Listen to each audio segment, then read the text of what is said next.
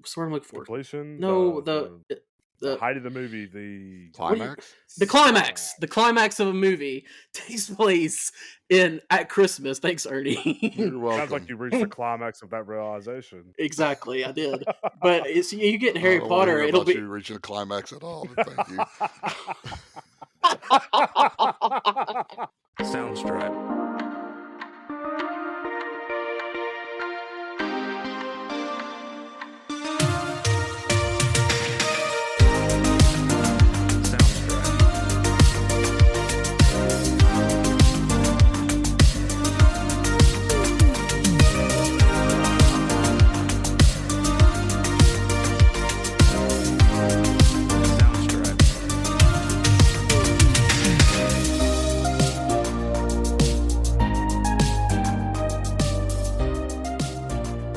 And welcome in to another episode of Blockbusters, a classic movie podcast where if you're like us and you miss the days of packed movie theaters and movie stores, and this is the podcast for you.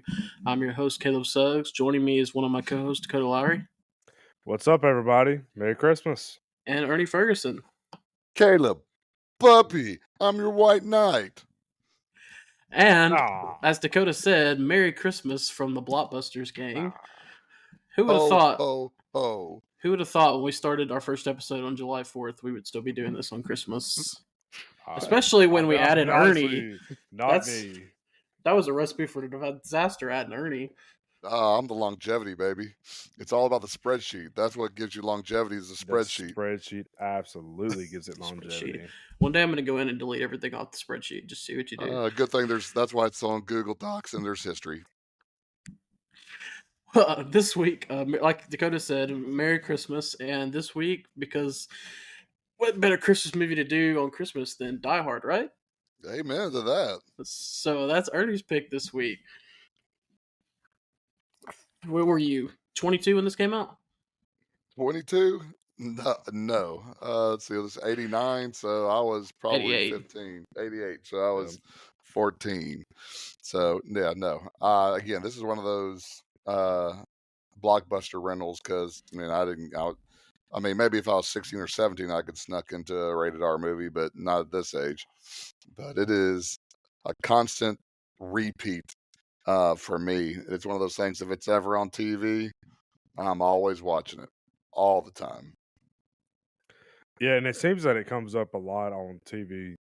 As a matter of fact, I was talking to some of my family this afternoon at church, and they were saying that it was on TV this afternoon before they came into church. So yeah, because it's on their Christmas movies reviews. I mean, all the ones they show Elf and all this other kind of stuff, and Die Hard's one of it. Now, again, by the way, if you want to go see like movies at like a special venue, it's the Alabama Theater in Birmingham, Alabama. They have Christmas movies. My family and I went down there and saw Elf down there, but they have Elf, they have White Christmas, Die Hard is one of them. They have Home Alone. That's really kind of a cool venue to go down and to be able to see in a theater itself. They have like a pipe organ or an organ that comes up from underneath the stage. They bring it up and they'll do Christmas carols before the movie too. So I would recommend anybody going to seeing some of those that are in the state of Alabama, even though some of y'all aren't, to go down to the Alabama Theater during Christmas season to go. And they list what movies that they have too, like I think Christmas Vacation, Christmas Story, and things like that. And Die Hard because is it just like a projector that they put up? No, it's like it's a big screen. I mean, it's like going to a movie. It's just in a theater setting. I've been to it as well to see Elf, and maybe it was because it was Elf, but unlike Ernie, I would not recommend it. I think that's a complete waste of money. So again, for the uncultured people like Caleb, it's a waste of time and waste of money. Dakota, you seem to have a little more couture to you, and that would be right up your alley. And plus, I mean, where we live in Northwest Alabama, there's not a lot of places where you can go, and there's a whole lot of like a kind of a downtown scene in the theater and stuff like that. I'm just saying, paying whatever it was, $12, $15 a ticket to see a movie that came out in 2003 is okay, but hear me out here. Did we not do that for Rocky IV? It was different. It was COVID. It was different. It was different. It was COVID. It was 2020. I mean, at this point, we're being stuck inside the house for 6 months, and also the yeah, tickets were but $5, not $15.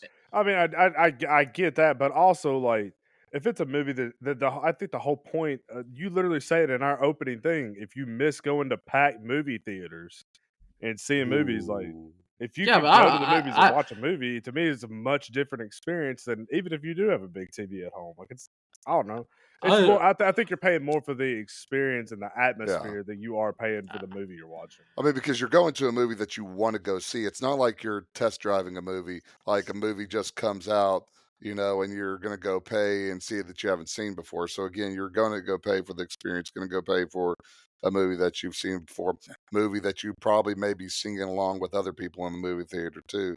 So Yeah, and yeah, I I mean, think there's some value to that where it's like, hey, I'm going to the movies to see a movie that I want to see. Like I know that I'm gonna like, as opposed to going to like, some of the movies that I've been to the movie theaters and seen and I'm like, you know what? I regret the $30 I spent on tickets for me and my wife to go see this. to be fair, and that's I didn't want to go see Elf, so maybe that's part of it. That's that. probably what it is. Yes, Probably I what it mean, you have that. I guarantee you, we got the disgusted Caleb look whenever you had to go down there and go do that too. You Oh, had I the know it black did because cloud I over your remember head. when this happened. I Uh, remembered when this happened, I and don't I know. remember getting text messages about it. This this was in a few months after me and my wife started dating, so we're still in the honeymoon phase. Do anything she asked of me. And that is absolutely what it was, but I Okay, remember the but text messages I got from you about it.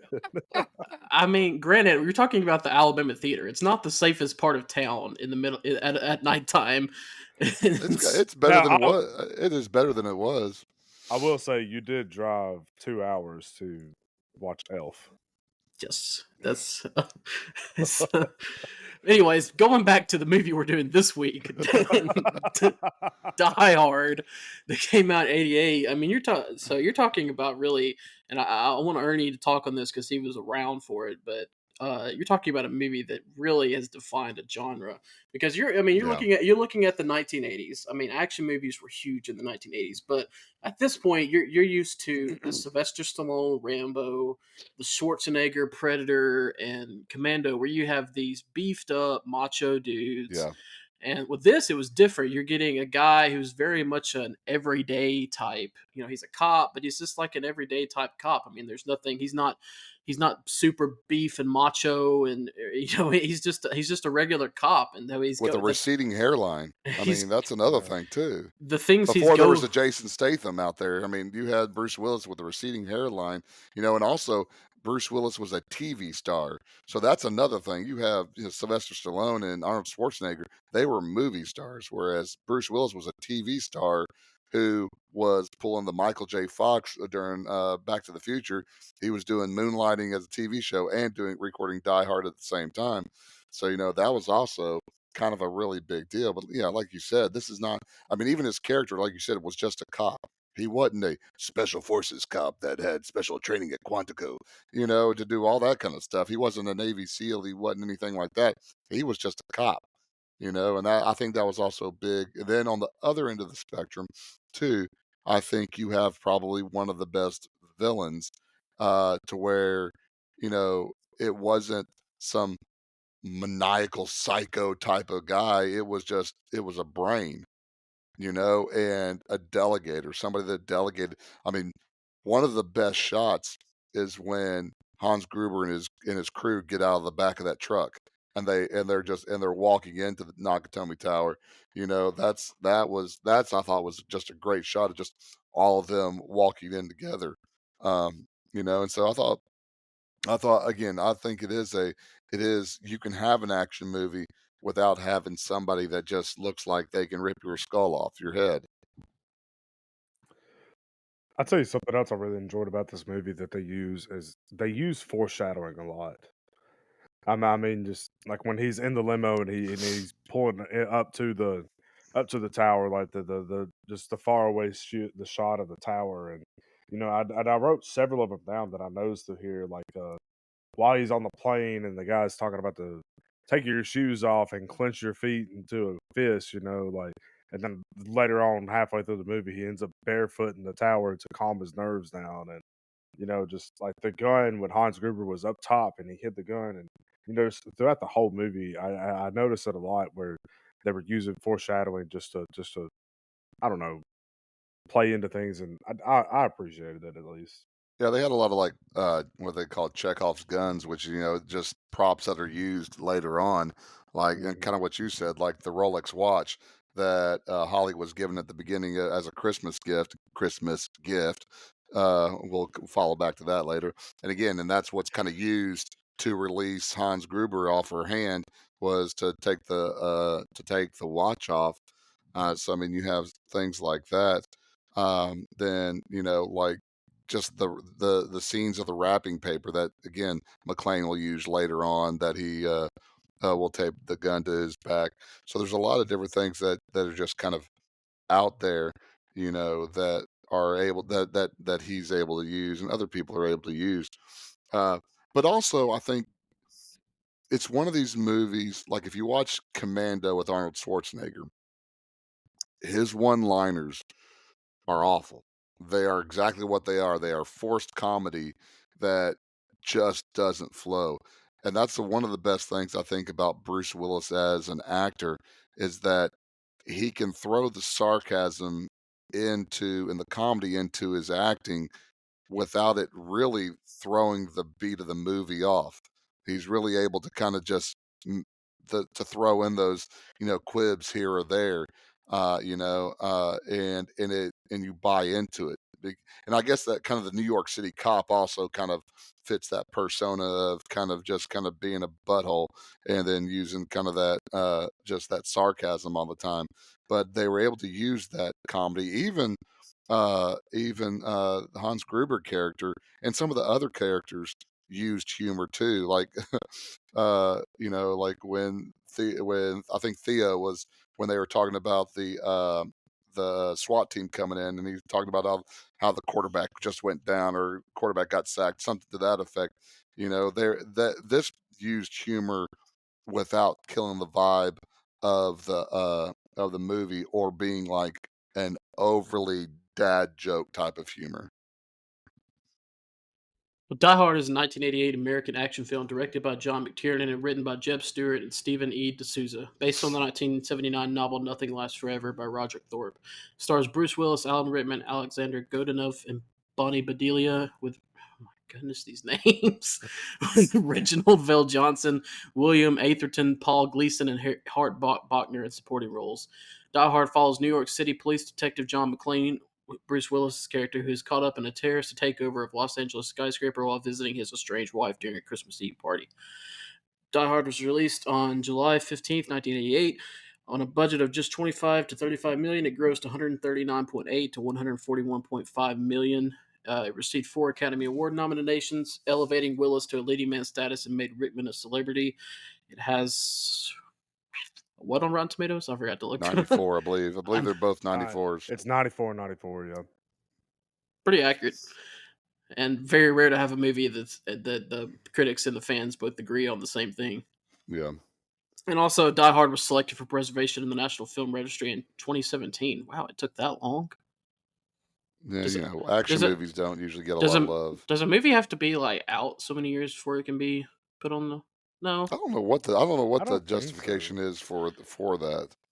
I don't think so because I feel like there's a lot of movies that have come out since uh 2013 is the latest a movie is from on the National Film Registry.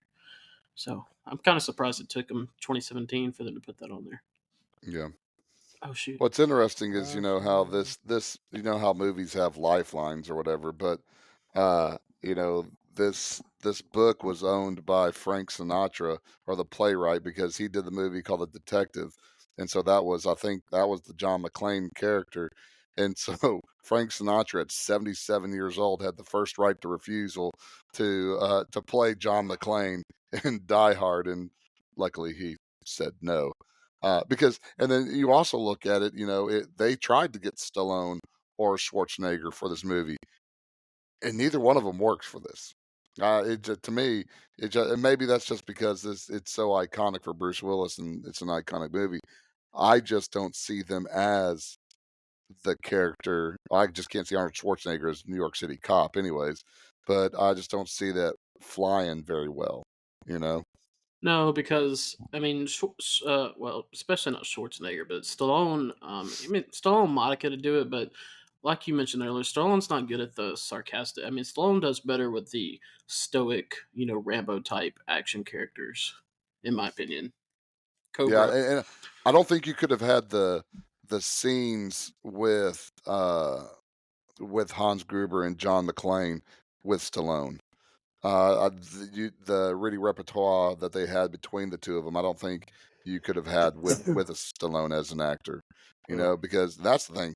Alan Rickman as a bad guy. I mean, Alan Rickman in this movie, Alan Rickman in Robin Hood, Prince of Thieves, and even Alan Rickman in all the Harry Potter movies.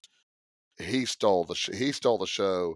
I think on all of those because of how he plays. Again, classically trained, actor, stage actor.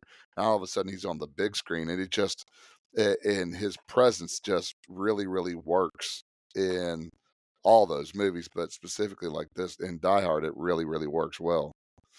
Yeah, when Alan Rickman first came around, I was sitting here like I've heard the voice, and I knew Alan Rickman had played in this. I just couldn't. I'd forgotten it when I started watching it, and I was like, I know that voice somewhere, and it's there's a Mister what's the name I'm looking for, and then I was like Mister Potter. There you are, Mr. but Potter.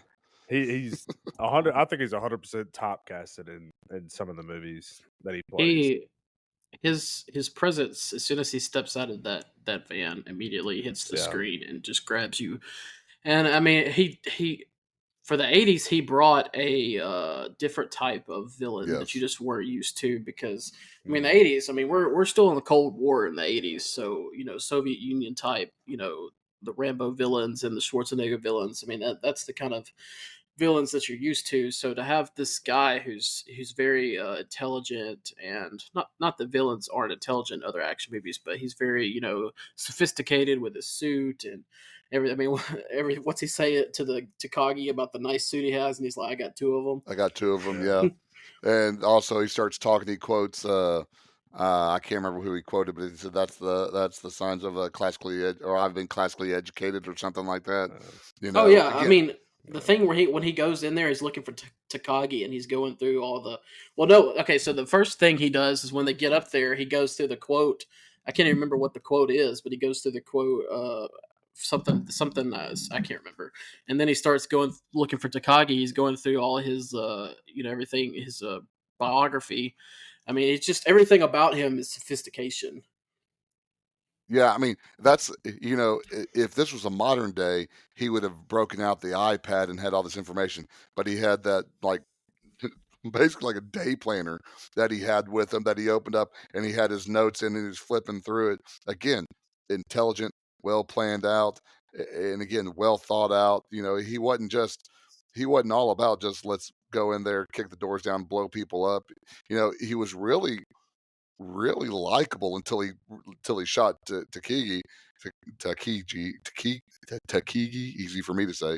You know, I and thought it then was after that, you're Takagi. like, I thought it was Tuck Tuck. Takagi. Kagi, yeah, again, we're from Alabama, Texas, Alabama. Hey, Me, we I can't love his pronounce anything.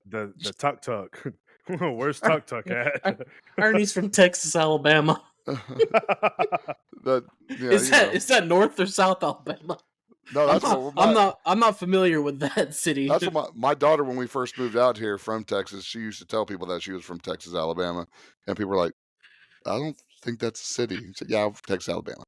You know, I do think one of the things that really shows Hans Gruber's intelligence though was the scene where him and John McClane first meet, and mm, he just flies by the seat of his pants and changes his accent immediately. You know, yeah, and was just like, hey, I don't know who you are. I'm just going to change my accent and kind of go with the flow and figure it out. I think to me that shows that he's not just like good at making plans and intelligent, like just like book smart, but that he's also like kind of there's a reason he's where he's at. There's a reason he's you know, convinced all of these, gangsters or criminals or whatever you want to call them to follow after him and convince him to load in here is because he didn't show that, hey, just I could come up with a good plan and get us in here and get us out. Like he come in and showed that, hey, like, you know, I'm not only am I the book smart, I also have the street smarts to be able to do this too, you know. Remember, he's not just a thief; he's an exceptional thief. And now a Uh, kidnapper.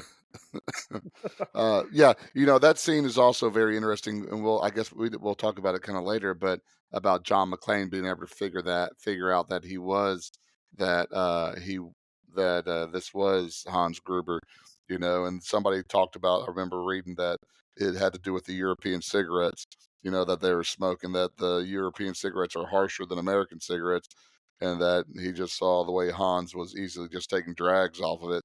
And that's that was what tipped him off. I don't know if it's true or not, but Yeah, I didn't pick up on that.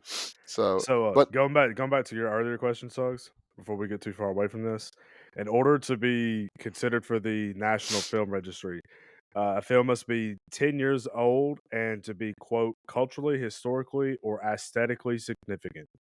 And it took them until 2017 to figure out this movie was that. Okay. are these the same people that do like the Academy Awards? Because if it is, then that explains a I, lot. you can, this is according to the Library of Congress's website, that anybody can now nominate movies. Nominations are now being accepted for the 2025 National Film Registry. I'm I gonna mean, I'm gonna nominate Beavis and Butthead Take I America. mean, That's what I'm gonna do. there's all kinds of movies in that. I mean, Texas. They just announced this week, I think, that Texas Chainsaw Massacre was going into the National Film Registry. So I mean, it's not like it's an exclusive list with only dramas or anything. It just surprises me that it took them until 2017. But Yeah. well, Yeah. on Christmas Eve, New York City Police Department Detective John McClane arrives in Los Angeles, hoping to reconcile with his estranged wife, Holly, at a party held by her employer, the Nakatomi Corporation. He is driven to Nakatomi Plaza by limo driver Argyle, who offers to wait for McClane in the garage. While McClane washes himself, the tower is seized by the German radical Hans Gruber and his heavily armed team, including Carl and Theo. Everyone in the tower is taken hostage except for McClane, who slips away, and Argyle, who remains oblivious to events. So first off, this party, I mean, what kind of office Christmas party is this? You got Ellis You got a snorting guy doing line in the office. snorting cocaine. In You front of his got boss and doesn't even care. you got a couple that comes in, they're looking to get busy, and they eventually do find a place to get busy, and they get caught in the act when the terrorists come in. I mean, this is quite the wild That's Christmas why you party don't we have got office. going on. That's why you don't have office parties. Again, this is the '80s where liquor and cocaine was flowing like the River Nile. But it's it's just that's crazy. You see these things, but you can probably watch this in all '80s films. There's stuff that's all similar to this. Just the drugs going wild and people not even caring what was around them or in them. That again, this just plays into the Ellis character even better though too. Because like I said, he didn't care that Takagi came in there. He just was snorting it up and in Holly's office nonetheless too. I also have to say this, and this is the thing that goes back to my childhood. I absolutely hate wife beater shirts. I think that is the ugliest looking shirt that has ever been created. Well, it's not a shirt; it's an undershirt, isn't it? It should be an undershirt. It shouldn't be Yeah, it's not like people that something wear you it out in wear out. public. Okay, that's what I meant. It's a shirt though. It has shirt in the name. I mean, I know it's an undershirt, but I can't. I think those are so ugly. I think If you don't want them to be a wife beater, you call them a tank top. That way, it's more fashionable. There you go. But here's another thing that about the introductory. It is Christmas time now. Again, this has nothing to do with the Christmas movie, the Christmas movie argument, but it's Christmas time. But it's in California. You get the sun, you get warmth and stuff like that. So you're like, man, that kind of throws you off right there. But the gun on the airplane. The smoking in the airplane, the smoking in the airport. Again, y'all probably don't remember. Y'all don't ever remember airports before 9/11. I mean, I kind of do. I don't remember it being like this though. And it's just, every time we see a movie that's before 9/11, and it's just a free for all. It just, it just I go, man, this is just absolutely nuts watching this again. I think one of the things that really sold Hans Gruber to me was in this first kind of section because you almost kind of sympathize with him, you know? Because from what I remember, when he first comes into the scene and he's talking to the employees, he's kind of coming in with a like, "Hey, this is a big evil corporation Mhm. who is doing things, and we're just here to take the corporation down." You know, Yeah, he says that Nakatomi has a history of greed, you know. yeah, And that's the thing I think again that makes Hans good also because one they have the entrance. You just follow that truck into the basement, mhm, into the parking garage in the basement. They all come out as a group, you know. They get in the elevator and they're just sitting there, and he's whistling, Ode to Joy, which I mhm, love how they use Ode to Joy throughout the movie, whether it's in the background or whether it's in the forefront, when it just pops, but he's just kind of whistling that as they go up, and then he comes out and then boom, his first speech is talking about the Nakatomi business, how awful they are, which, you know, is very poignant that people could say in 2024, but how these big businesses are doing all this type of stuff. And it kind of gives him that Robin Hood look that they're kinda doing. Well, Gruber is posing as a terrorist to steal the $640 million in untraceable bearer bonds in the building's vault. He kills executive Joseph Takagi after failing to extract the access code from him and tasks Theo with breaking into the vault. The terrorists are alerted of McLean's presence, and Carl's brother Tony is sent after him. McLean kills Tony and takes his weapon and radio, which he uses to contact the skeptical Los Angeles Police Department. Sergeant Al Powell is sent to investigate. Meanwhile, McLean kills more terrorists and recovers their bag of C4 and detonators. Realizing Powell is about to leave, having found nothing amiss, McLean drops a terrorist corpse onto his car. After Powell calls for backup, a SWAT team attempts to storm the building but is counterattacked by the terrorists. McLean throws some C4 down an elevator shaft, causing an explosion that kills some of the terrorists and ends the counterattack.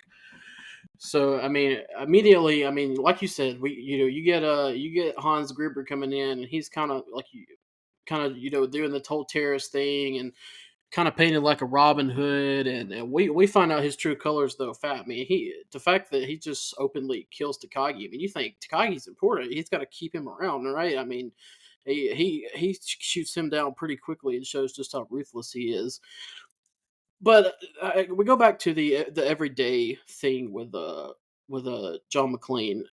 This is where you start to see it because I mean he's they're all throughout this movie he's just trying to find different ways to help. I mean he really doesn't know what he's doing. He's flying by the seat of his pants. I love the part where he's talking to himself and he's like, why didn't you do that, or why didn't you do something, or why didn't you kill them? And he's like, because you'd be dead too, you John. I mean, just goes to show you. I mean, this is not your Rocky Rambo, Schwarzenegger go in guns a blazing and just do whatever and take on 20 men by yourself. I mean, this is a regular cop that really doesn't have any clue. I mean, he's not trained for this. That's kinda like goes back to what Dakota said also about the foreshadowing a little bit whenever he takes his shoes off and he's gripping the carpet. Now he's going through this whole entire movie, barefoot, which again, if you haven't seen the movie, you don't think much of it until you find out what really happens with his feet, and it's not that big a deal, but, like you said, he's talking to himself, which is I think it's real good to have him talking to himself because there's that, okay, we're explaining to the audience what's going on, but not in a dumb way, not where you were having a 15-minute lecture or whatever from two characters. You just have John talking to himself, which is really good. It really kind of puts it into his, frame of mind. And then again we talk about the Hans Gruber part, the just the root what he knew about Takagi, him shooting Takagi, not having a problem. But then we go from that terrorist idea, but then when they show the vault, and again, oh, Joy plays again when they show the vault, we're thinking, oh, okay, this guy isn't the terrorist; he's just trying to steal stuff, you know. And it kind of plays into that real well how Hans is able to play that dual role of yes, he's a thief, but he's going to have everybody else think he's a terrorist because I think if they look at it like a thief, the FBI is not going to come, mhm. and the FBI was very important. You asked for a miracle, I give you the FBI. That was very important to Hans's plan. Which again, the duality of John McClane, like you said, Caleb, he got no plan whatsoever, as opposed to Hans Gruber, who has everything planned out. I mean, even from their escape, it is a great duality between the two. Mhm. I also really like through this whole time the kind of the skepticism, because you see a few different times of John McClane trying to reach out to the outside world, where he pulls the fire alarm and then they go, well, they called off the thing. I'm not ordering Like, a pizza.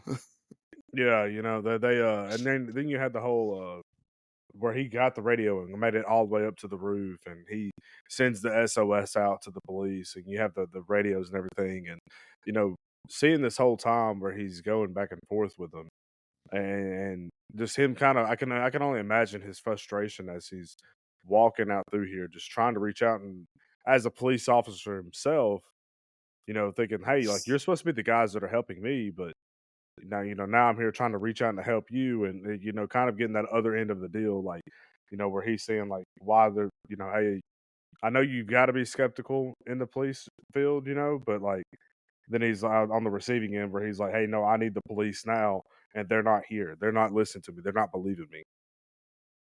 Yeah, we also get, the one divergence in Han's plan other than, John, but the who's Carl. Carl goes off the reservation because he wants to, you know, go after McLean and, kill him for killing his brother. So that is kind of a chink in the armor of Hans's plan with that, And that's the crazy thing is Carl, the actor, is a ballerina. Like he's like one of like the second most famous ballerina behind Mikhail Baryshnikov at that earlier time, which is absolutely crazy that that dude that big was a ballerina and played a really good kind of psycho bad guy, you know. But this is also where I thought was funny. This is where you have the death of Tony, but then him putting the Santa hat on and putting "I have a machine gun now, ho ho ho." Again, a great use of humor for the where it doesn't take away from the film. It actually like adds to it. It adds to the tension because now you have where we'll see that John McClane openly mocks Hans over and over and over again, which is you know very important, especially in Die Hard 3 if you ever watch that too. We also at this point, we start getting where he's talking to. We finally get the LAPD on the scene, which that girl, the woman on the radio, who just like if you have a problem, just call 911, Larry. But we get the LAPD on the scene, and it's not one of those things where, hey, I'm taking out these terrorists by myself. Like, there's really like that gray area, black and white of is he doing the right thing, or should he let the LAPD take over and do? Which I think at the end you'll agree that he was doing what he needed to do. He was doing his job, as his wife says. But I mean, it is kind of a thing where you're looking at like, okay, I mean, he's just kind of doing things the way he wants to do it. Is that the right way? And it's makes you think a little bit. And he also, I mean, you understand the lieutenant's skepticism. Like, Yeah, hey, like you don't know. Hey, you could be talking to one of the terrorists in here. You could be. This could just be some kid in here playing. This could be like, I mean, you don't really know what's going on in here. Like, you can't just go charge in guns blazing. And inherently trust the guy on the other side of the radio. Well, Holly's co-worker Harry Ellis attempts to negotiate on Gruber's behalf, but is killed by Gruber when McLean refuses to surrender. While checking the explosives on the roof, Gruber encounters McLean and pretends to be an escaped hostage. McLean gives Gruber a gun. Gruber attempts to shoot McLean, but finds the weapon is unloaded, and he is saved only by the intervention of other terrorists. McLean escapes, but is injured by shattered glass and loses the detonators. Outside, FBI agents take control. They order the power to be shut off, which, as Gruber had anticipated, disables the final vault lock so his team can collect the bonds. I This right can't. here, this right here is where I thought your quote was going to come from. Wait, this is where The his quote hey, came from. huh? From Ellis or which one or the No, I thought it was going to be the hey, babe. I negotiate $1 million deals for breakfast. I think I can handle this Euro trash. That's a good Well, one too. Ernie could have used about 20 quotes from this movie. This movie is Oh so yeah. quotable. It's even more quotable if you don't mind cussing, which Yeah, none of us three are really we're don't we're like. trying to avoid that. Yeah, But if you know, that's like going back and go for the quote again, going back a little bit to when the SWAT team shows up. So again, we talk about the incompetence throughout this whole entire movie. I was trying to figure out why they lit up the tower, because to me that made the SWAT team even more visible. Again, that maybe on their tactics, but Well, no, I think to say into that is like if you ever had this light shone in your face, mhm, you can't really see anything but the light. So they shine the gotcha. bright light up there, so you can't see the people moving behind the light. So for foreshadowing of things are going to go bad when the SWAT team members are going through the rose bushes and one of the guys is going ow ow ow, you're like, Mhm. oh man, and then they just unload, and that's when Theo says, oh my god, the quarterback's toast, and that's one of the quotes where the I think his lieutenant was talking to McLean, and McLean says, "I'm not the one that got on national television." I was like, "Well, there you go. That's pretty funny," which leads us to that negotiation with Ellis. Uh, God, I can't. Ellis is I hate this. I can't stand Ellis. I mean, like, what are you doing? well, I mean, But he's cocky. he's popped up on coke. I mean, Yeah. I mean, I he also took love us. the subtle little when they bring him the Coca-Cola, which he never asked for Coke. But you have to think like at one point he asked for some Coke and they just brought him a Coca-Cola. Well, I I like the mean, fact that when he does take a drink from the Coke, you can see it in his face, like, "Oh, I've messed up." yeah. Like, he just has that look on his face, like, "Oh, I shouldn't have done this." I mean, and then later on, as after he has shot Ellis, the camera pans. It's got Hans in the seat, and it pans, and it goes behind Hans. It goes behind Ellis's head, and you can see the hole in Ellis's head as it goes around. And this is where again Hans's plan comes into play, because then he starts talking about all these people getting freed, and he mentions the sons of the rising sun or something like that. I don't know. And Carl looked at Oh him, yeah, the who? dawn And thing. he's like, I heard it on 60 Minutes, and just Oh yeah, I you know, read it in Times. Yeah, Get it yeah, and right, Ernie. yeah. well, that's where he told Theo. He said, "It's Christmas time, time of miracles, so be of good cheer, and I give you the FBI." And that's when the the Agent Johnson, this is Special Agent Johnson, no relation, uh, came in. Those guys were just kind of funny. But going back also to the TV scene where they started talking about the anchor they had an expert talking about Helsinki syndrome, and the anchor said Helsinki, Sweden, and he said no, Finland, and he just kind of looks at the camera and just goes, "Oh, I'm a complete idiot." That was hilarious too. Uh, don't bring up the TV reporters. I'm gonna go ahead and get into this, even though it's later in the movie. But as a journalist, him going to their house and getting and threatening, first of all, threatening the maid with deporting her just to talk to the kids, and then they show that on TV. I mean, all of that, you're risking the lives of people just to get a story. I can't stand that. Well, that's why he gets punched in this movie and he gets tased in Die Hard too. It's not enough. It's not enough. He should be in jail. Spoilers, Ferg. Well, I I didn't mean, want to know that he got tased in the second movie. something's going to happen to him. That's. But In a what 32-year-old movie, 34-year-old movie. so this is where we get the glass in the feet, though. Hmm. That, oh my goodness, was so unbelievably painful watching as he was pulling it out of his feet and just doing that. It just made me hurt. But Hmm. again, there you go. Stallone was hurt a little bit. And I don't know if Arnold Schwarzenegger ever got hurt in his movies. If you watch, not Van Damme, who's the guy that does Steven Seagal? Steven Seagal like has it in his contract where he doesn't get hit at all, you know. But here you have I mean, at any point in time, we know John McClane's not going to die, but watching the movie, you think, holy crap, this guy could die literally die at any time. It Mhm. wouldn't make sense in the movie, but I mean, he's just getting brutalized. Like, there's one podcast that talks about what happens the next day. Well, he's probably in a full body cast in the hospital afterwards, getting a blood transfusion afterwards. Oh, you get that later in the movie when his wife actually sees him for the first time since she saw him at the very beginning of the party before the terrorists, and and he walks in to the light. She's just like, Jesus. I mean, he's like literally. I mean, he looks like a walking corpse. He's so beat up at this point.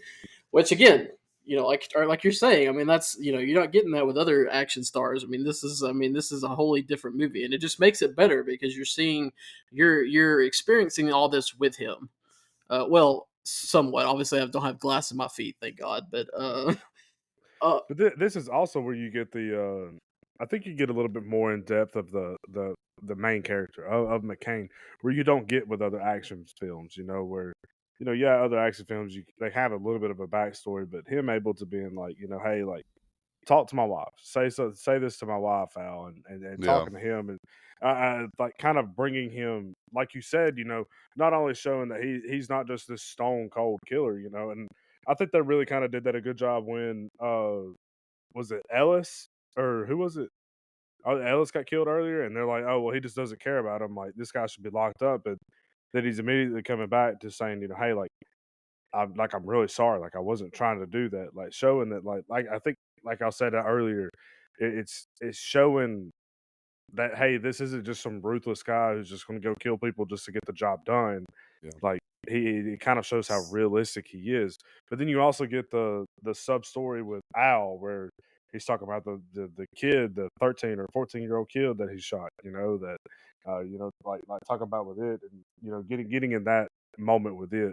I think it really kind of helped make him human, if that makes sense.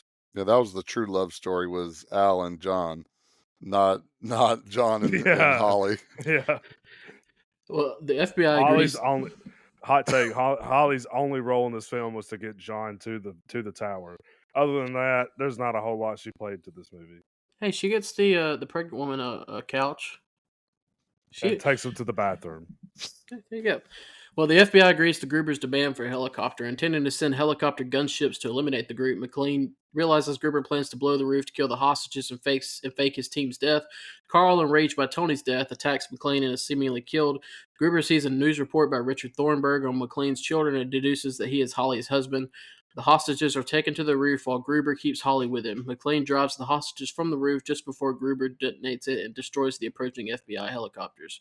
Meanwhile, Theo retrieves an escape vehicle from the parking garage, but is knocked out by Argyle, who has been following events in the limo's CB radio. It's so funny that you get the LAPD, and you get kind of annoyed by them and a little bit of their incompetence, which, like you said, I mean, I guess they're doing what they think is best, but but you're annoyed by them, and then you get the FBI agents who are even worse. They're literally in the plane. First, you got the dude that's like, "Woo, this is like just like Just like Saigon." Saigon slick. Screw you. I was in junior high. Yeah. But then they're like going through it, and he's like, "I'm estimating that we'll only lose 20 to 25% of the hostages." And the other Yeah, dude is like, yeah. "I could live with that." I could live with that. Yeah. That was Gosh. I think there's a reference to this in Brooklyn Nine-Nine where there's the hostage or it's the negotiator episode, and then Andy Samberg's character is sitting there talking to him, and he's like, "Yeah, I've negotiated a lot of suicides," and he said only one of them survived. And he said, "Really? How many people have you like tried to negotiate with?" And he said, 99. Only one of them survived. And I'm like, But but he's just calm and collected. And like, you know what? I could live with myself. But I mean, you can look at the LAPD and think that what they're doing is stupid, but at the same time, there's probably some merit to it. But the FBI throughout this is just complete incompetence. The Yeah. agents, they're literally. Yeah. MacGruber talk. MacGruber. Gruber. Saturday Night Live right there, MacGruber. Hans Gruber when he's talking to McClane, he tells him about being an American cowboy and everything else. These FBI agents are the ones that are acting like complete cowboys. Yeah, because what the LAPD did made sense. Try to send the SWAT team in, and then send in that armored SUV. I don't know how far they're going to get with it, but that kind of you don't expect rocket launchers whenever you're dealing with things like this, you know. So yeah, but to have a guy having his Vietnam flashback, you know, because those helicopters were hauling some serious butt down the streets, getting there. You know, that was they were. I mean, the other Agent Johnson, you know, they were just ready to kick the tires and light the fires, you know, and go with it. And which kind of to me brings the scene with the helicopters flying down through the streets. I think to me brings one of the more unrealistic things in the movie. I mean, don't get me wrong. Like obviously, like it's a movie, but you're not talking about like some random city. You're talking about L.A. in the '80s, and you're going to tell me there's no cars on the street? There's no civilians anywhere? Just received, Dakota. We're all with our we're all with our families. Come Yeah. on. LA traffic is awful. Okay. It takes an hour and a half to travel 2.5 miles in LA. The FBI just has Hueys on standby all around the world. Yeah, Exactly. hey, you know. Exactly. I've completely lost my train of thought right now. Oh yeah, so we get the part where he's on the roof, and of course they think he's one of the terrorists because he's having to shoot to get the hostages off the roof. But you get the bit, well, not the thing where he does the is it a what is it? Besides the fire hose. The fire hose. That's the word. And okay, so again, I've talked about it the entire podcast, but if this is Stallone or Schwarzenegger, I mean, they're just doing something crazy and they're just whipping. But the fact that he's like sitting there doing it, he's like, oh, he's like trying to beef himself up to go. I mean, Yeah, he's scared. Trying to convince himself to do it. I would be scared too. I would be very scared. That's the kind of thing that's going to scar me for. I mean, I don't like heights anyways, so I probably wouldn't do it. I probably would just run down the stairs. I promise, if you get me out of this, I'll never go up a tower again. You know, this was and that's where I hate Wikipedia because I think it went out of order because he kills Carl before he Yeah, gets this on was the roof. the fight with this, yeah. You know where he Seemingly kills Carl. yeah, seemingly kill before they Sure. pull the Michael Myers / Lethal Weapon, everything where the bad guy's not actually dead until you see his dead body not twitch anymore. But that fight, I was like, that was a time where yet again John probably should have been killed, just like when he was under the table and the guy was just walking down the table shooting him. Should have been killed there too, but Yeah, again, go don't back hesitate to kill when you have the chance. exactly. Take your But own advice, buddy. yeah, so pardon me, got the coughs right now. But yeah, but that we get the iconic scene though from Die Hard with him jumping off the building with the explosion going off. That's just a beautiful scene, just the way it appeared on the movie theater and even on TV. It is one of those where you're like, yeah, there you go. That's the money shot right there. Well, a weary and battered McClane fights Holly with Gruber and his remaining henchmen. McClane surrenders to Gruber and is about to be shot, but grabs his concealed service pistol taped to his back and uses his last 2 bullets to wound Gruber and kill his accomplice. Gruber crashes through a window but grabs onto Holly's wristwatch and makes a last-ditch effort to kill the pair. McClane unclasps the watch and Gruber falls to his death. Outside, Carl ambushes McClane and Holly. Carl is shot dead by Powell. Holly punches Thornburg when he attempts to interview McClane. Argyle crashes through the parking garage door in the limo and drives McClane and Holly away together. Man, Argyle's such an underrated part of this movie. I mean, first you get him. It's so funny just like seeing him realize what's going on and trying to drive out of the parking garage, and then you just see him on the CB radio. But him knocking Theo out. He's so happy with Yeah. himself too. I mean, because he was just sitting there chilling. Yeah, we're going. My boss thinks I'm in Vegas. He's just listening to Stevie Wonder. Just he's living it up in the limo. Just waiting. Just yeah. He was entertaining because again, you have all this stuff going on, and he's absolutely clueless to what's happening. Yeah, Argyle is underrated. But okay, so first of all, how this is the random accomplice that's left with Gruber at this point is pretty interesting because he's not Theo or Carl or anything, but like I said before, you get at this point you get the image of John McClane just completely boozed and beaten up at this point. I mean, he looks like he's been through a war, and the whole thing with the gun on his back, taped to his back. I mean, it's such a great ending. Yeah, and as we talked about with Batman, which was 89 and the fall of the Joker off the building, compared to this, where again, again for the technology that they had at the time, this was a perfect drop scene. Yes, can you tell there's a green screen behind him? Yeah, you can, but still, just the slow motion fall.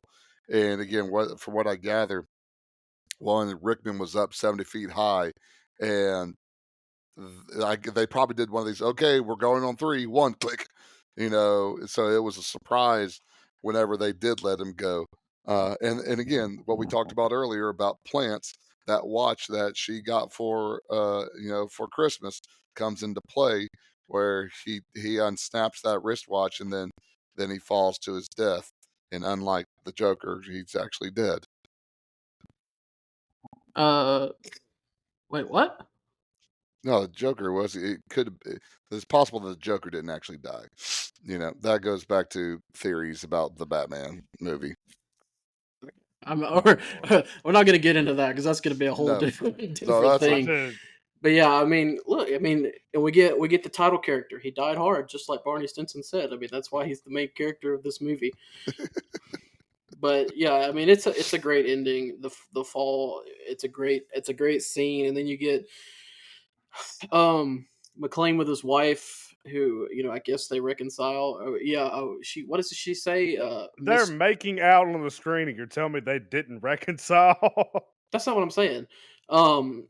But I'm just talking about the fact that I guess it's supposed to be like this part of the movie, but it really never felt like like it was a central focus of the movie. No, I mean, so you had 3 major arcs in the movie. One is the bad guy arc. Well, whenever Hans dies and they shoot Carl, that one's done. The other arc was Holly and John reconciling and coming back together. That one was completed. And the last arc was Al's arc, being a desk jockey, and he pulls the trigger and kills Carl. So it kind of wraps it up in a nice, neat bow at the very end for all the arcs of the movie. And again, it has that surprise of the bad guy not being dead too. Now it takes him forever to swing that weapon at them, and then Carl let me stop you right there. Where did he get that gun? Was he any of the dead bodies he walked past? I don't know. Oh, but I thought it was the gun that he originally had. I thought I guess I could be wrong. So I may have just watched this wrong. I thought that they were like pulling his body out, like they were escorting him out. Am I wrong? That's or was what he I just thought too? It looked like he had a blanket over him, and then I guess he was just. I don't know. Maybe he was okay. So maybe he was pretending to be one of the hostages. He had the blanket over him, and he had the gun inside. Okay, that makes sense. So now we go to the incompetence of the LA Fire Department. What? Yeah, it was the same gun that he. Yeah, the one it had a distinct look to it. Yeah. No, yeah, it was definitely the same gun. When I watched it, I thought that he was being like escorted out by police. So I'm like thinking, why does he have this gun? But now that I'm thinking about it, he was, if he had the blanket over him, they probably thought he was just a hostage. So that makes sense. Okay. Yeah, he's all bloody. He's a big dude. He doesn't speak good English. Yeah, he's not. Yeah, he's just he works at Nakatomi Tower. This is a foreign corporation tower. Now, granted, it's Japanese, but Japanese. still. Do they celebrate Christmas in Japan? Well, what did he say? That was something that John asked. I can't remember what. Not he said something about Pearl Harbor. Pearl Harbor not working, so they had to.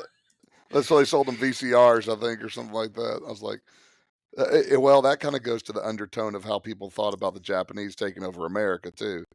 So there was kind of a negative attitude towards Japanese in the United States in the 80s also too. All right, well, that brings us to the end of the movie. No, we are not done, Christmas boy. Well, I was gonna do that after our rankings. No, it's Okay. Christmas time. Well, so the age-old question is Die Hard a Christmas movie?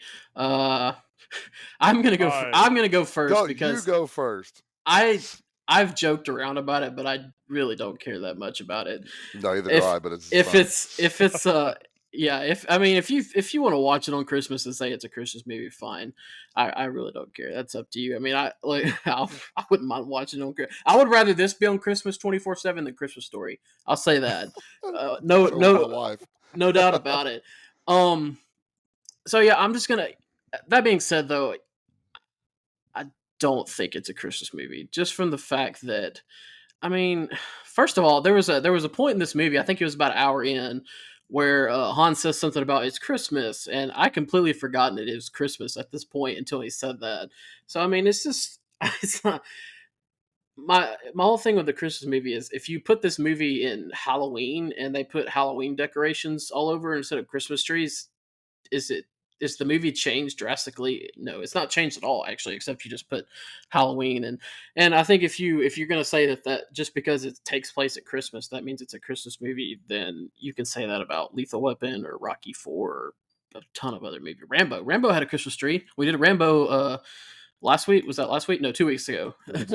It had a Christmas tree in it, so you can say that's a Christmas movie. But like I said, if you want to say it's a Christmas movie, that's fine with me. I really don't care. But if you're gonna ask me, do I think it's a Christmas movie? No, just because if you put this movie at any other point in the year, it doesn't change anything. Well, I also think though the thing it's not what you would call a typical Christmas movie because yes, it is Christmas time, but just the use of Christmas in here. Other than the multiple mentionings of Christmas, Christmas Eve, Merry Christmas. Again, you had like Theo when the SWAT team came in there. He said twas the night before Christmas. So again, there's a drop. There's a Christmas drop. Ellis talks about somebody being Ebenezer Scrooge. Holly tells her kids not to snoop around and look for presents. The last lines of the movie. This is your ideas for Christmas. I got to be here for New Year's. And unlike Rambo, where there was one Christmas tree, there was 19 Christmas trees in Die Oh Hard. my word. Also, Holly's name. It's a Christmas name. There was Merry Christmas painted on the side in the scene with John and Hans. But also then the music. I mean, the music starts off.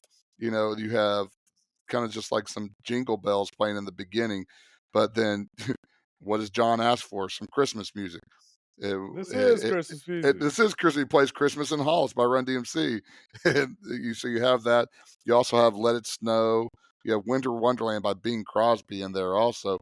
One thing I thought was real interesting, which I thought made it play into a Christmas movie, was at the very end with all the papers flying around. Is it snow? No. But it looked like snow. You're talking about California too, and it goes along with the song of "Let It Snow." Uh, you know, um, Also important parts to the plot. The Christmas party. They needed to have the Christmas party, so all the executives that would be there. Also, would slow the police down. Then also the wrapping paper, so he could tie the gun to his back. The Christmas gift of the watch was also an important plot line. But then, most importantly, both the writer and director say it's a Christmas movie. So if the writer and director both say it's a Christmas movie, now don't say Bruce Willis because Bruce Willis. Bruce Willis, I don't care. He's the star. Bruce He's Willis the star of the it's a movie. Bruce Willis. He said it was a Bruce Willis movie. So again, that's egotistical. He's not the guy that directed it. He's not the guy that wrote it. So that's like saying Charles Dickens' Christmas Carol's not about Christmas because the Muppets say it's not. It's about the Muppets. Bruce Willis is the star of the movie. He's just as important. I'm not saying he's not. I'm not saying he's more important than the director or the writer, but he's just as important to the movie. Well, he's important to the movie, but not necessarily the intention of the movie. Look, okay, let's be real. This is an Alan Rickman movie. Okay, that's what I'll go with that one. I'll go with that 100%. Alan Rickman is as Barney Stinson says in How I Met Your Mother, Alan Rickman is the main character of this movie. He's the title character. He dies hard in the end. There we go. But Dakota, what's your take on the Christmas movie? So we got one nay, one yay. I mean, I think we've all established that we don't really care that much. But no, if we're gonna, you got to. It's for talking points. Yeah. So we got one nay, one yay. What do you say, Dakota? Dakota's gonna be all. You two idiots. Let me see here. Oh, he just called you an idiot, Dakota. I'm your best friend. Who are you gonna side with? I'm saying that about you two. Yes, thank you very much. Nice try, Potster. I'm your best friend. Who are you gonna side with? Who's nicer to you? I was gonna say my wife, but then I was like, well, that's probably not true.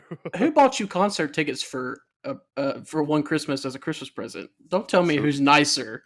Who has to buy your friendship? I didn't buy his friendship. I did it because he's my best friend, and I did it nice. Although I'm gonna buy these tickets and then hang them over your head and say, "Look at what I bought you." I'm looking friend for support. This was, you know what? All right. Don't get into argument if you're going to lose it.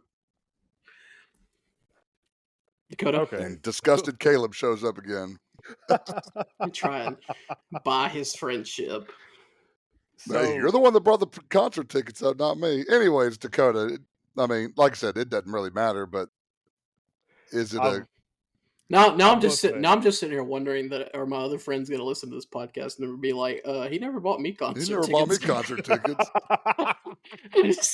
I'm gonna have to take this out of the podcast now. You have to edit it out.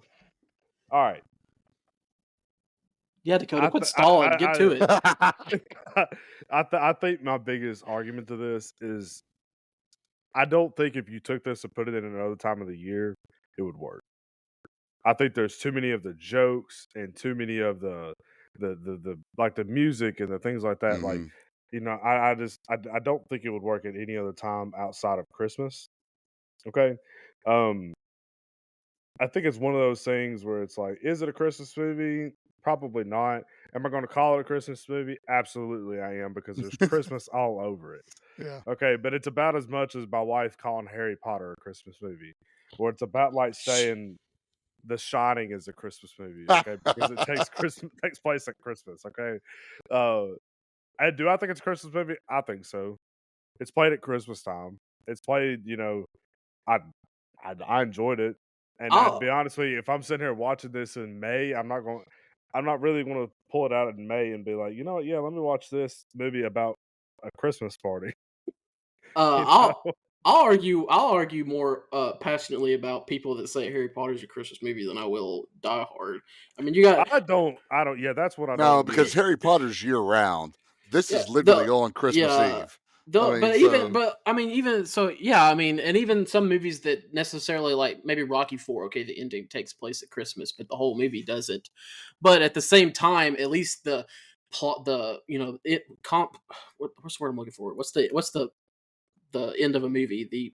What's the word I'm looking for? Completion? No, the height of the movie, the climax. The climax of a movie takes place at Christmas. Thanks, Ernie. You're welcome. Sounds like you reached the climax of that realization. Exactly, I did.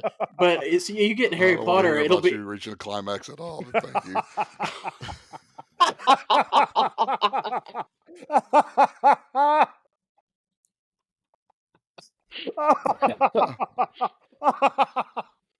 TMI right there. But Getting too excited over this podcast. Too excited. The Harry Potter movies will at max take place in like 10 minutes at Christmas, and it's the first one. Okay, the first one they do it because at this point he's like an orphan kid that's never got presents on Christmas. So it takes a plot that makes sense. They want to, but the rest of the movies, they'll do like a 5-minute snippet where it's snowing, and people will be like, "It's Christmas." That whole thing started just for them to have an excuse to play the marathon where they could do like all the movies back to back.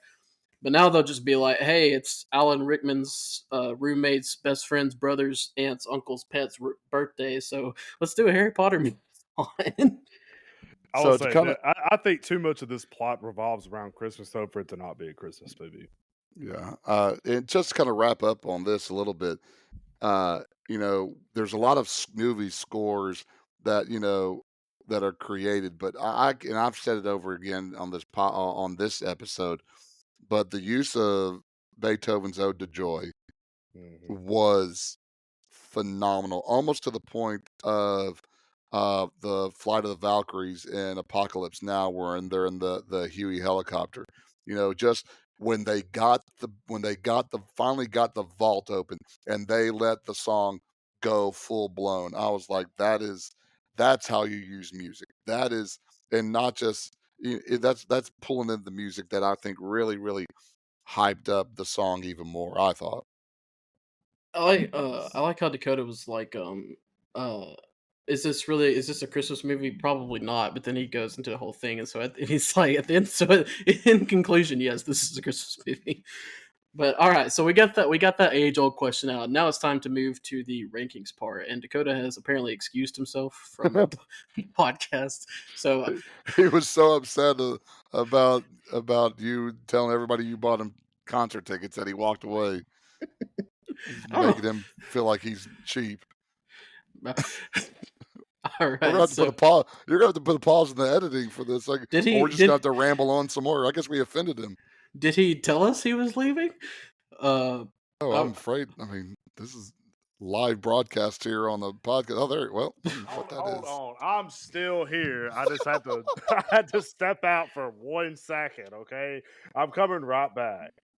but all right, so we'll move on to the rankings part, and Ernie, I know it's your pick, but I kind of want you to go last, Okay. so I'll go first. I'm gonna Like make I sure you said, spend enough time to get Dakota back. like I said last I'm here. Calm down. like I said last week, the first time I watched this movie, I was 14 or so, and part of the reason I might not have liked it that much was the fact that I watched it on a 10-hour trip to Oklahoma in the car, Oh my and goodness. Oh my. B, I watched it on a PSP, which is a PlayStation Portable. They used to have they had the little movie discs, What like the a games that great what a great little handheld device, gaming device that I have not thought about in that years. that's the funny part was uh so I got like it and some other movies because I knew I had it. I knew we were gonna have like a 10-hour drive to watch, so I watched it. And then at the time I was like, Dad, can I watch this? Because I'm 14 at the time, so it's still like. And he's like, Yeah, I think it's okay. So I'll watch it. And then like, so we're like take so I'm like we're taking two cars. I'm with my grandmother, and he's in the other car. So at this point I'm Did like, you have headphones on? yeah, I think so. Okay, good. I'm about to say, Yeah. I wouldn't have one grandma to start hearing all the yippee ki yay, mother. You know Yippee-ki-yay! what? I'm like 3/4 of the way for the movie. We stop at like a rest stop, and he's like, "Hey, let me check something real quick." And he looks through it, and he forgot about the part at the beginning where they bust into the people having sex, and you see the woman with her top with her what's hanging out. So that's kind of a fun little memory. Just thinking of him like, oh, I forgot this was in that movie. But going back, so at the time, I didn't, I thought it was okay. I didn't understand really why, people loved it the way they sent, but at the same time, I was 14, and I think, growing up, I loved 80s action movies, but I was more into the Stallone, Schwarzenegger, those type of movies. So I think this was different, and it didn't really hit to what I liked at the time. So I watched it. So watching it now when I'm 28, so you're talking about 14 years later, it really does. It showed me just how good this movie is. And like I said last week, I actually watched this 6 months ago, and it was the first time I'd watched it since I was 14. And watching it a second time again, and really just paying attention. I mean, this movie is so good, and it's Bruce Willis. I mean, his character is great. The everyday cop he plays, the one-liners, everything, and then Alan Rickman in this movie is just great. Which Alan Rickman in every movie is great. And so if you'd asked me at 14, I probably would have given this like a 7.5 or an 8 or something. But now I'm going to give it a 9.25. So Dakota, you're up next. Yeah, so Ferg's going last. Okay. So this is the first time I'd ever watched this movie. I'm shook. Yeah. What a Words we never shock. thought we'd hear on this podcast. Yeah. But and of course, I've seen of course, the question is Die Hard a Christmas movie. I've seen that all over the place, and obviously, like it has its influence on other TV shows that I've watched, like Brooklyn Nine-Nine, and How I Met Your Mother and things like that. So I see the relevance and the impact this movie had made, even without having watched the movie. I see what this movie has done, just outside of watching it. But man, like when I sat down and watched it, I really enjoyed it watching it. There was a few things that I was like, okay, well that's kind of unrealistic, but I'm like, you know what, it's an action movie from the '80s. It is what it is. But then I started sitting down and I started reading about the movie and started because of course there's all these topic and debate and things and questions about it. And I didn't really think about it that much, but man, like the plot throughout the movie doesn't really have that many holes in it. Like the plot pretty well holds up throughout the entire movie. Plus, every little detail that's introduced, like kind of like what we've talked about, the the whole shoes things and being barefoot and gripping your feet, and then him ended up being barefoot in the end. The little things like the Rolex that's going on, just all these little details. You have Al, who was just made this one-off comment about having this, that he shot a 13-year-old, and then getting his whole redemption arc in the end, and just like to me, it seemed like every little thing was wrapped up, every little thing was taken care of. There were no like holes in the plot. Like it was just a great movie. And like I said about the Batman movie when we watched it, a movie is only as good as its villain. Mm. And this stands true for this movie as well. Alan Rickman, I think, did a phenomenal job in this movie, playing an intelligent and just a different villain, and I loved it. I enjoyed the heck out of this movie. I'll absolutely be watching it again at some point, and plan on moving through the rest of the 4 or 5 or 6 or however many movies there are. I'd stop Probably, after 3. I'd stop after 3. And okay. I would also not expect to like any of the other ones as much as this one. Well, I mean, and that happens, like I love I'm the not first saying eight no. I'm movies. Ernie. I'm not saying you Yeah, I can't. know what you're saying. But it's not. There's definitely a step down for all of them. Yeah, Yeah. but and I worry a lot of times when watching movies that there's a lot of hype surrounding them, that I'm going to go in expecting the movie to be good and not to be as good as I intentionally thought it was going to be. But this movie lived up to the hype in my mind. And with that being said, I know that's a very roundabout way for me to give my ranking. But that being said, I think I'm gonna give this. I think I'm gonna give it a 9.5. It'd be funny if he went through all that and been like, "I'm gonna give it an I got a 7. 2.5." I'm All gonna right, I'm gonna give it a 9.5. Ernie, this is your pick, so we'll let you go last. One, I am a Bruce Willis stan. I like Bruce Willis. I just like the sarcasm. We don't use sarcasm on this podcast at all, so it's kind of a rare feat to get sucked into sarcasm. But I really like that. Again, you having here's the big difference between the Batman movie is you have two great villains, but the hero was much more likable and more palatable in Die Hard as compared to Michael Keaton's Batman. Um, Also, I liked Carl too. I liked the number one henchman and how he played it.